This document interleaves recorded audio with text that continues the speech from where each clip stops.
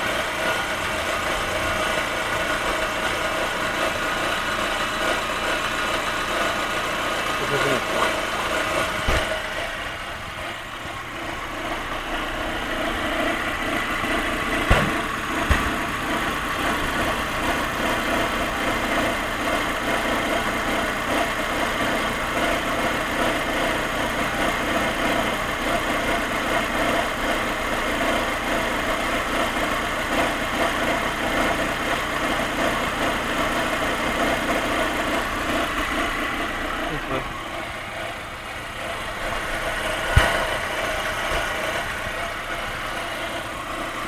Sonido en la parte de distribución.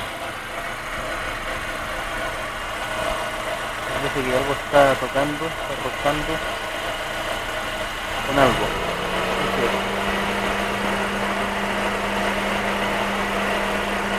El ventilador.